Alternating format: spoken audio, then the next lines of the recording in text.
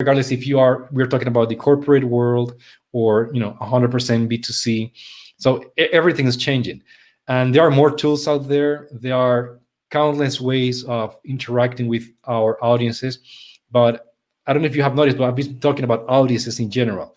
But the thing is that we are all individuals. So Hugo is going to talk us about it today, and also related to the current situation we are all going through, which is this global change, transition, crisis, etc.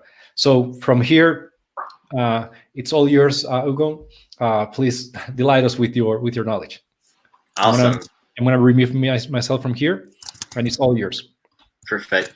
So, I mean, if you want to interrupt me, or if anyone have questions, if you see people having questions, just let me know. Sure. We can just go over that. So it's still it's irrelevant at the time of when I'm speaking. So as I said, like personalization, what it is to target people at the right time with the right audience in real time. But what personalization is not is customization, because customization is basically what you would yourself do to adapt the interface or adapt the product. So that's you personalizing your experience. But what personalization is the opposite, is the system personalizing the interface or the system for the software or everything for you. So it's all automated in the back end. And then what personalization is not is marketing.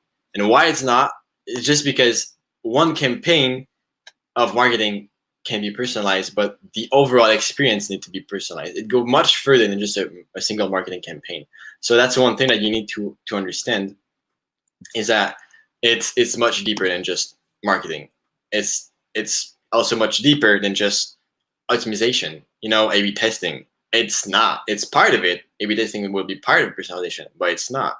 It's definitely more something that is much deeper than that. So every visitor needs to have a unique experience. It's not just like doing A/B testing, and when you have two different versions, let's say 50%, 50%, that's not exactly personalization, right? You're just targeting everyone, but just with two different messages.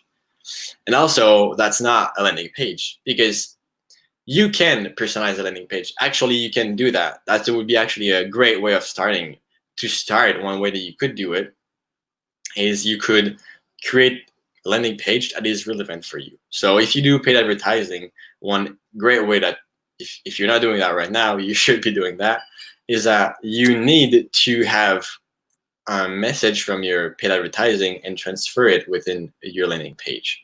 And the reason why it's important to do that is because you need to make sure that you transfer the relevancy of the paid advertising within the landing page. So if the person looks for a specific keyword, if you use a specific image, if you have a specific offer, you need to really make sure that it's reflected within the landing page, and that it's really clear that the person came from that paid advertising. So the person will feel like it's in the same environment. You can even, if you do some type of partnership, let's say you do Personal and Enrich3 type of partnership, the landing page could definitely have the two logos of the two businesses to make sure that the relevancy is shown, and that the person see that, okay, this landing page is trusted. This landing page is where I'm supposed to be. So that's like, to start, that's quite simple. Is if you, let's say you have two different market and you target two different, let's say, keywords or two different type of audience, you just create two different landing page that will talk about the problems, the issues, the pain that are specific to all of those two audiences. So that's a great way to get started. And the reason also why you need to get started is because with personalization is that as of now, most websites have a conversion rate of about 2%, and which is quite, it's not a bad number, 2%, but you could have a much higher number, if percentage, if you would first optimize your landing page.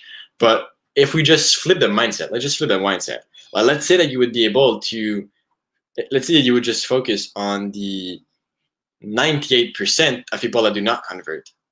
Like, how different that would be, like how much more you would convert. Because if you would just improve your conversion rate for those 2%, you would maybe increase up to 2.1%, who knows? But if you focus on the 98% that people that do not convert, you have much, much, much bigger room to play around, to much more room, more people to reach out to. So that's also why you need to really kind of switch your mindset around that, not just optimize on the 2% and not really optimize on the 98%.